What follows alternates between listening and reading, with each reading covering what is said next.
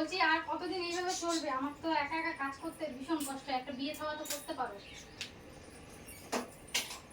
একা একা আর পাচ্ছি না আমি সংসারের কাজ সামলাতে। আমার কতটা হেল্প হয়ে জানো একটা বিয়ে করলে। সত্যি বলছো তুমি? কেন, মেয়ে কি পছন্দ করে রেখেছো? হ্যাঁ, নাম কি?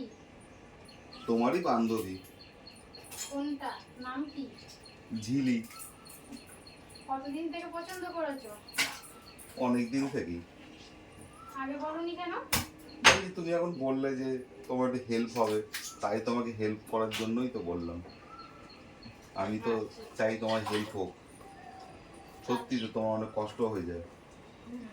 ঝিলিক আসলে তারা তোমার হাতে হাতে কাজ করে দেবে, তোমার কত সুবিধা হবে। তুমি একটু রাজধানীর মতো থাকবে। ঠিক বলেছো। আচ্ছা ভাই, তোমার বিয়ের কথাটা পরে হচ্ছে, দাঁড়াও। আগে তোমার দাদার মাথায় যে বিয়ের ভূতটা উঠেছে সেটাকে একটু নামিয়ে আসি।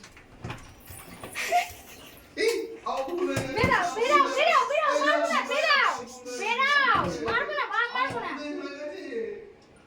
বেরাও, মারবো না না। ও ভুল হয়ে গেছে, আমি কান ধরে কথা বলছি করছি। হ্যাঁ তুই বেরাও এই না বেরাও কান ধরে এই না বেরাও, ভুল হয়ে গেছে আর বেরাও, তারপর তোমার খবর হচ্ছে।